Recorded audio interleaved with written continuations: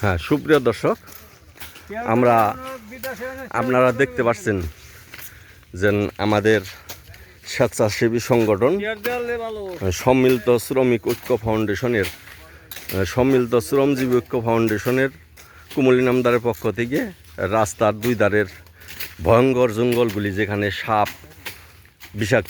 বিষাক্ত পোকামাকড় এবং মশার বংশবৃদ্ধি করতে পারে, সেই জঙ্গলগুলি আমাদের সদস্যরা নিজ উদ্যোগে স্বেচ্ছাশ্রমের মাধ্যমে পরিষ্কার করতেছেন।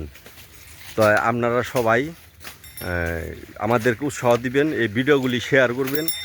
শেয়ার করে আমাদের সারা বাংলাদেশের যারা দেখবে তারা যেন উৎসাহ নিয়ে যার যার এলাকার এই জঙ্গলগুলো যেন পরিষ্কার করে ফেলায়।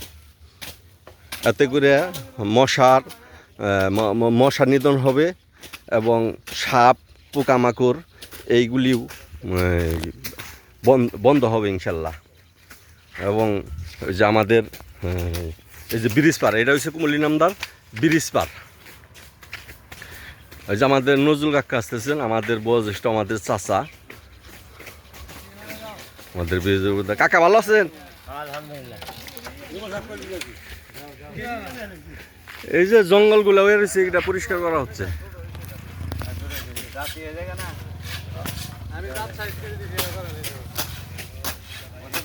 তাই দর্শক, আমি কিন্তু আপনাদেরকে বারবার বলবো যে এই ভিডিওগুলি আপনারা যত বেশি শেয়ার করবেন তত বেশি আমরা উৎসাহ পাবো। দেখেন এই যে ভয়ঙ্কর কি জঙ্গল, এই যে এই ব্রিজে এই অটোর থেকে লোকজনের নাইমে এই দিকে যারা যাতায়াত করে তারা কিন্তু এই যে এই পায়ের চলার পথ দিয়ে এই দিকটা আগে নামতো।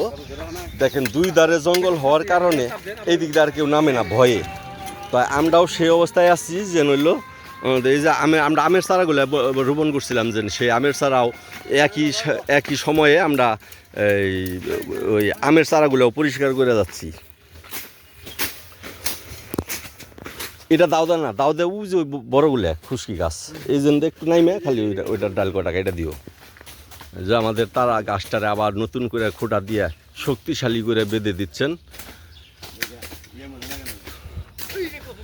আমাদের উৎসাহ দেওয়ার বড় একটা পন্থা যে এই ভিডিওগুলো আপনারা শেয়ার করবেন।